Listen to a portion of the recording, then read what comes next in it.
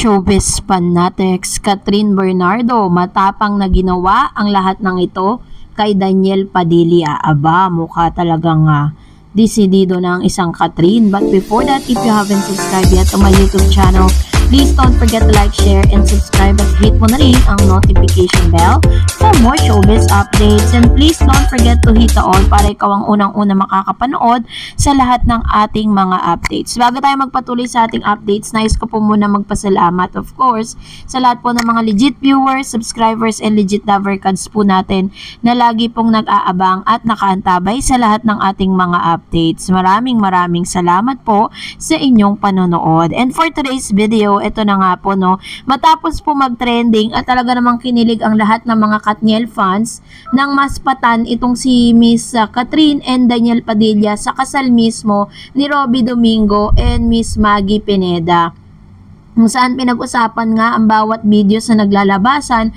Pero sa mga videos naman po na napapanood po natin, hindi naman po ganoon kaklingi, no, yung isa't isa, no, at nakita natin talaga na may space na talaga.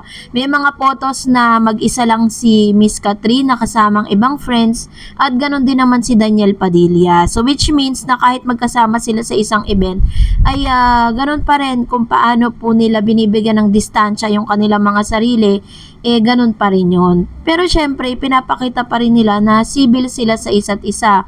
And they, kung saan nakita nga na isa sa mga videos pa nga na parang niyaya pa ni Catherine itong si Daniel na sumakay or sumabay na doon sa kotse na papunta sa place kung saan sila ay yung pagkatapos na after the wedding. And this time, nagtrending nga itong ilan sa mga kaganapan.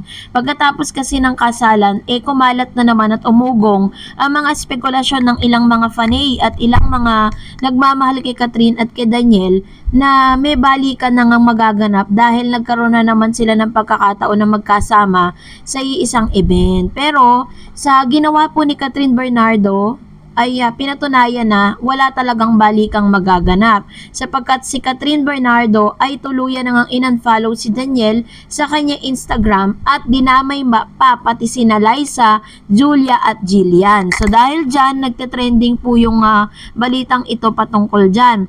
Tinuldo ka na ni Catherine Bernardo ang mga nag-iisip na posibleng magkabalikan pa sila ng kanyang ex-boyfriend na si Daniel Padilla. Ito'y matapos ngang i-unfollow ni Catherine sa Instagram si Daniel. Ilang beses kasing nagkikita ang ex-couple sa ilang okasyon tulad ng nakaraang ABS-CBN Christmas Special, at ito'y huli sa kasal ni Robby Domingo at Maggie Pineda. As usual, laging nakatutok si DJ kay Catherine na kahit na nagbibigay na ng senyales ang aktres na layuan mo ako, ay hindi pa rin natitigil ang aktor. Kaya ang loyalistang supporters nila na umaasa ay nabubuhayan ng loob dahil iniisip nilang baka lalambot din ang puso ni Catherine kay Daniel. And anyway, sabi niya kagabi Miyerkules ay in-unfollow na nga ni Catherine ang dating karelasyon bilang hudyat na hindi na siya interesado sa binata, at marahil ay ayaw niya makakita ng latest post ng aktor. Pero nakapollow pa rin naman si Daniel kay Catherine nang i-check natin. Ayan, so pinuntahan po natin yung kanilang mga Instagram account. Ayan, so ito po yung screen records po natin yan na pumunta tayo sa Instagram account nitong si Miss Catherine Bernardo at nakita natin, inanap natin yung pangalan ni Supremo. Yan, so let's find out kung naka-follow pa rin ba siya. So hindi na natin siya nakita, ibig sabihin in-unfollow na nga niya, no? At pinunta naman natin yung Instagram account nitong si Daniel, nakita natin na parang naka-follow pa rin naman siya kay Kat, at yung mga post po ni Catherine ay nilalike at hina-heart niya pa rin. Ayan. So, ito po yung kanya. Supremo DP, ang kanyang following. Ayan. 582 following, 6.7 followers, million followers, and 41 mutual friends. Ayan. Hinanap natin si Blight. Kung pina-follow niya naman si Blight.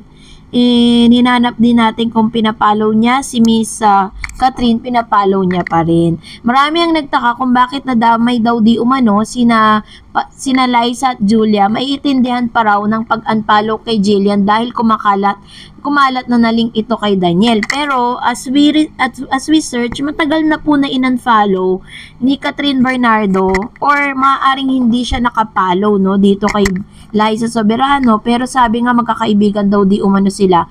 Pero wala naman pong paliwanag kung bakit po pinollow niya pati si in-unfollow niya si Miss Julia Barreto, no? And Miss Jillian. Pero isa sa mga batikang actress din ang nagbigay ng kanyang saloobin tungkol sa ganitong unfollowhan si Miss Rica Peralejo. Sabi niya, to unfollow people on social media is not immaturity. Ito ang naging pahayag ng dating actress na si Rica Peralejo sa isa niyang post sa social media platform na Threads. To unfollow people on social media is not immaturity. It is an issue of control. It is an act of agency, especially when we unfollow abuser, gaslighter, or people we associate with the root of our oppression. It is then an empowering practice to say, even if the small way, that you cannot do this to me anymore. Yun. So, ito po yung kanyang paliwanag dyan. So, siyempre, para na rin sa katahimikan, di ba, for your peace of mind, you have all the rights to unfollow or to cut all people sa nagdudulot sa'yo ng stress, nagdudulot sa'yo ng oppression. Yun po ang sabi ni Miss Rica Peralejo, which is karapatan naman nilang lahat. Karapatin nating lahat yan. So, kayo po, anong saloobin ninyo patungkol dito? Mag-comment lang kayo sa comment section natin. And dahil dyan, narito naman ang ilan sa mga reaction po ninyo patungkol dun sa update natin. Unahin natin ang komento ni Mr. Manuel Ponce. Sabi niya, Miss Darets, God bless and good day muna. Okay, magkomento ko dyan. Yang sikat at Dan, gumagawa na lang ng istorya o gumigimik na lang para pag-usapan. Hiwalay na yan, 'di ba? Kaya palubog na silang dalawa, kaya gumagawa ng istorya para pag-usapan pa. Pag yan nagkabalikan uli, ibig sabihin niloko lang yung mga taong umiidolo sa kanila. So, I understand po your opinion, Mr. Manuel Ponce, no? Dahil maaaring ito yung iyong, kasi kumbaga, let's respect one another's opinion kung ito talaga yung opinion ni Mr. Manuel Ponce, diba? So, salamat po, Sir Manuel, sa inyo pong komento. And another comments coming from, sabi po ni Miss Maymay Maribohok, si DJ ay hindi madramang tao, ayaw niya ng ganon. Ang ginagawa niya is real, to win back cut. Kayo ang matauhan, panay kayo bash kay DJ, tanggap na niya ang nangyari sa kanya.